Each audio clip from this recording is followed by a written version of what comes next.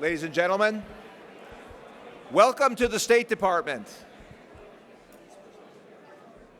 Everyone who's outside, come on in.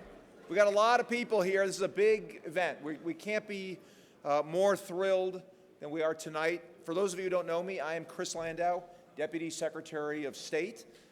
It is an enormous honor for us here at the State Department to welcome this distinguished gathering to our building, to this beautiful Benjamin Franklin room, honoring our nation's first diplomat, even before we were a nation, Benjamin Franklin, who looks over us from down there. And we are thrilled tonight to have the opportunity to welcome our friends from the Central Asian republics, Kazakhstan, Tajikistan, Turkmenistan, the Kyrgyz Republic, and Uzbekistan. Great friends and partners of the United States. One of the real joys of working for President Trump and this administration is that he recognizes that foreign policy isn't just about the same relationships that we have been developing for the last 80 or 100 years. It's a very big world, and there are many important parts of the world that have not had the attention that they deserve. And one of those areas are these Central Asian republics, formerly part of the Soviet Union, and now, independent for 35 years. The United States, I think it is high time that we are really engaging more actively. President Trump has asked us to engage more actively. He invited the 5 presidents here. Special Envoy Gore, who will be speaking in a moment, and I just came back from a trip to the region. Unfortunately, we didn't hit all 5 of the countries, but we hit 2 of them. And the opportunities are amazing. Business opportunities, many ways to partner there. So I just think this is a very exciting time between the United States and these Central Asian republics. And we are so honored and delighted that these 5 countries have sent their presidents here tonight. Their foreign ministers and representatives are with us, and we are deeply honored, gentlemen, that all of you are here. Thank you so much for coming.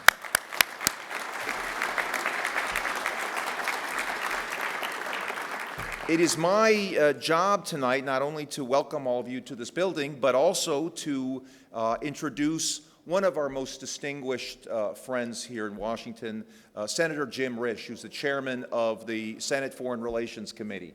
I can say that with assurance that I would not be here, and as well as my colleagues, if it were not for Senator Risch, who, as chairman of the Senate Foreign Relations Committee, is in charge of confirming us. And thank you, Senator, for getting that done for me and for others.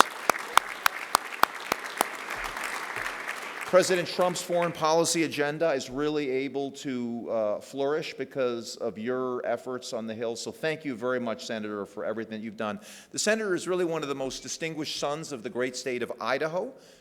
He has a long career in public service, starting in the state legislature, then as, I think even before that, as a prosecuting attorney, a state legislature, governor of the state of Idaho, and now a senator, and again, the lead senator on foreign relations. It is such a pleasure for us here in the State Department to work every day with Senator Jim Risch. So, Senator Risch, the floor is yours. Thank you so much.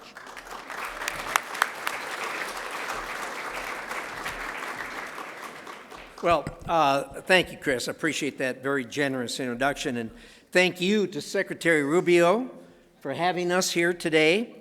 And of course, thank you to the officials from Central Asia, all 5 of you, for being here today. This is truly a unique occasion.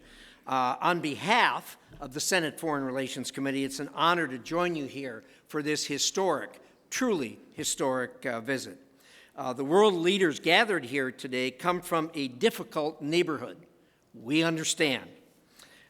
You are great nations caught between powerful countries.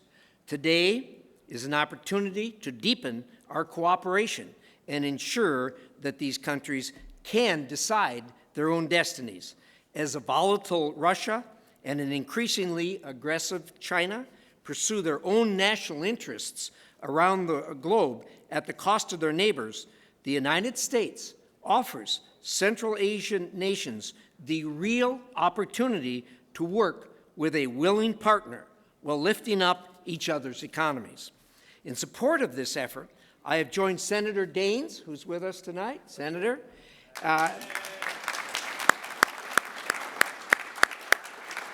I've joined Senator Daines and my colleagues in introducing a bill this week that paves the way to lifting outdated barriers to increased economic engagement with our C5+1 partners, and that is the repeal of the Jackson-Vanik restrictions.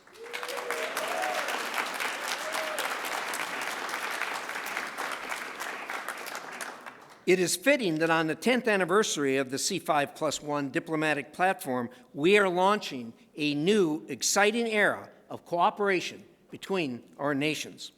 I'm proud to work with President Trump, Senator Daines, my colleagues on the Foreign Relations Committee, and our friends in Central Asia to shape a U.S. foreign policy that pursues and a secure, prosperous future for America and our partners. And now, I'd like to introduce a longtime friend, Special Envoy Sergio Gore.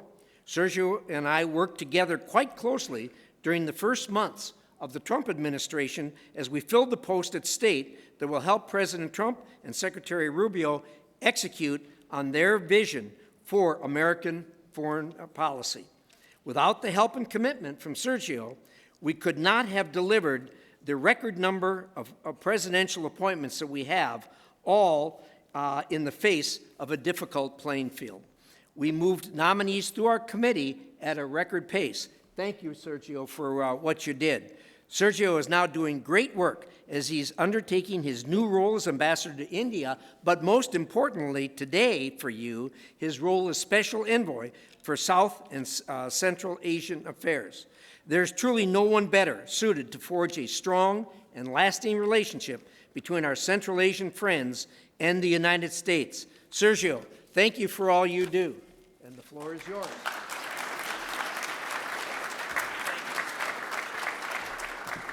Chairman Risch is absolutely incredible, and in fact today when I got to the White House, I walked into my office and the lights weren't even on, but Chairman Risch was sitting there.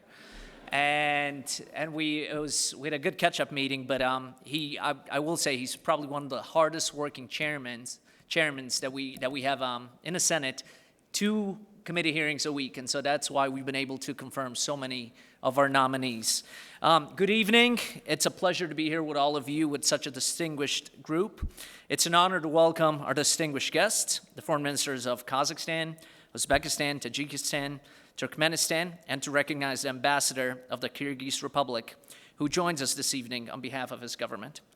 We're also pleased to welcome members of Congress, including Chairman Risch, Senator Daines, Representatives Huizenga, Self, and Miller, and so many other friends and partners who have long supported strong engagement between the United States and countries of Central Asia. Your presence tonight reflects the growing breadth of our relationship and our shared vision for a secure, sovereign, and prosperous Central Asia. It also reflects the leadership of the United States in building economic and strategic partnerships that advance our interests, reflect our values, and create opportunities for American workers and businesses. When the President appointed me to be the Special Envoy for Central Asia, one thing that he emphasized to me is that in previous administrations, this area of the world did not get the attention that it deserves.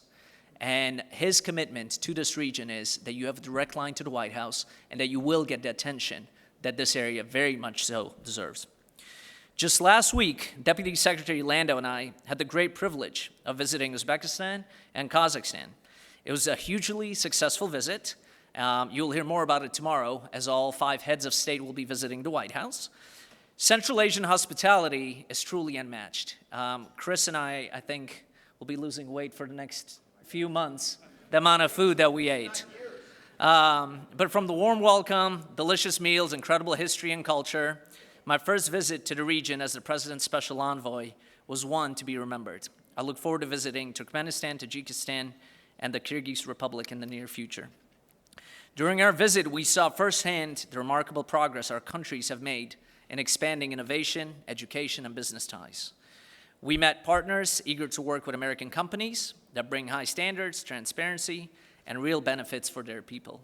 We also had great discussions around America, once again being open for business, and key investment opportunities in the United States. The United States is proud to work with those who seek genuine partnerships based on mutual interests. Tomorrow at the Kennedy Center, our business conference will highlight that cooperation in action. We will see new investments and trade agreements that will create jobs and export opportunities for American firms. These are deals that benefit both sides, grounded in fairness and shared prosperity. They demonstrate what is possible when nations put their own people first while working together towards common goals. President Trump looks very much forward to meeting with the presidents of each country tomorrow to reaffirm our unwavering commitment to peace and prosperity for our 6 nations. Under his leadership, the United States has pursued a clear, principled foreign policy that defends our interests, promotes peace through strength, and builds partnerships that are based on results, not rhetoric. The C5+1 platform remains central to that vision, expanding cooperation on energy, infrastructure, and economic growth that makes America and our partners safer, stronger, and more prosperous. And now it's my absolute honor to introduce our great Secretary of State. When the President and I were filling in these positions, there's thousands of jobs across the government. And I will say there's very few people that have gotten 3, 4, 5, even sometimes 6 jobs. Rarely has a librarian been elevated to Secretary of State. However, we have an incredible rock star in Secretary Rubio. One of the president's favorite lines is that he was born for this job. And having traveled with him around the world, from the Vatican to the Middle East, and everywhere in between, I can attest to that. We're lucky to have him, and I think he's delivering for the American people, for the world, and for this administration. It's my honor to welcome my close friend, Marco Rubio. Thank you. Thank you very much. Thank you. Welcome. Thank you. Welcome to the State Department and to our, we don't get to use these spaces very much, especially when the government's shut down, so they could open it. But it's great. It's an honor to host all of you here, and tomorrow as well. We're going to have great events, and thank you for those kind introductions. Sergio is right. The president does say, and it's a great honor to hear him say it, he says that I was born for this job. The problem is I have 3 jobs. I don't know which one he's referring to. So I think maybe he thinks I'm a good archivist. But in any event, it's an honor to be able to serve in this position and this exciting time. I want to make a couple of recognitions. First, I do want to thank Ambassador Gore and Deputy Secretary Landau for the trip they took last week. It was important. They spent a substantial amount of time, and I know they look forward to going back to the other countries they were not able to visit. I personally intend to visit in the coming year as well, and all 5. So I know it'll probably be a week-long or longer trip, so we got to work on that and make that happen together. I want to give a shout-out and a special recognition to a couple people. Jim Risch, who is still here, is the chairman of the Foreign Relations Committee. But Jim and I served together throughout my 14 years and 1 month in the Senate, and we wound up, for reasons I don't fully understand, we wound up literally sitting next to each other on 3 separate committees. And the floor. So people, it wasn't by alphabetical order, but we wound up getting very close and remained that way. And I know he's been very helpful in getting us here to get all these positions filled. And I've seen him, and I haven't seen him in a while. I've seen you 3 times today, morning in the White House, and then earlier today in a briefing, and now here. And one more person I want to recognize, and this is someone that's been talking to me about Central Asia now for almost 4 years or 3 years, and that's Senator Daines. Are you still here? How many times have you been to the region? And how often? But you've been more than once. I thought he was just trying to score hunting trips. That's what I thought, But it ended up he's really become the leading advocate in the United States Senate for closer engagement with all 5 of your countries, with the entirety of Central Asia, and I think deserves a lot of credit for what's going to happen tomorrow and in the days and weeks to come. It's an exciting time for us as well. I think one of the things that President Trump has made very clear is that he wants American foreign policy to be based on the national interest of the United States. Ultimately, that's how foreign policy works. You have national interests, we have national interests. When does foreign policy work best? It works best when the national interests of 2 countries are aligned. When your national interests and our national interests are aligned, when they're not aligned, that's where you need diplomacy, you need friendships and so forth. But when they're aligned, that's where we have to pursue those partnerships and create these ties, these deep ties. And I think they're aligned in so many ways. And they don't have to be aligned on every issue, but they're aligned on important ones, including economic development. from our perspective, we are looking for opportunities for American innovation and American business and American products to expand to more markets and more places, because we think that creates stronger ties between countries. From your perspective, you are looking to take the resources, both your people and natural resources, that God has blessed your nations with, and turn them into responsible development that allow you to diversify your economies. You don't just want to be a source of energy or a source of minerals. You want to use that responsibly to build out other sectors of your economies, so that you provide long-term opportunities for your people and further develop. Our national interests are aligned, and I think tonight's reception, tomorrow's meeting, and some of the things we're going to do together in the months and weeks and to come are going to further strengthen that. So it's an honor to welcome you all here to the State Department. It'll be an honor to welcome your presidents. I know the president's excited about tomorrow's gathering as well. And I think it's an exciting opportunity and a new era in our relationship in Central Asia, which I think it's been about 10 years since there was a gathering of this kind. So it's been over a decade. So I would say that, unfortunately, over the last decade, there's been sort of it's been longer than 10 years? 10 years. Okay, I thought he was saying it was in 20 years. I go, oh my gosh, it's even worse. No, 10 years, but there's been, a little bit of neglect, right? We just haven't focused on it. So many things going on in the world. We oftentimes spend so much time focused on crisis and problems, and they deserve attention, that sometimes we don't spend enough time focused on exciting new opportunities. And that's what exists here now, an exciting new opportunity in which the national interests of our respective countries are aligned. We can work on bilateral basis, but also on a regional basis with the United States, and I'm excited to be a part of it and to be the Secretary of State and the National Security Advisor and the Archivist at this key moment in our nation's history with each of you. So I intend to do everything I can from the diplomatic standpoint. I intend to do everything I can from my office at the White House, and I intend to make sure we keep really good records on all of this for the archives. So thank you. Thank you for being here. Thank you.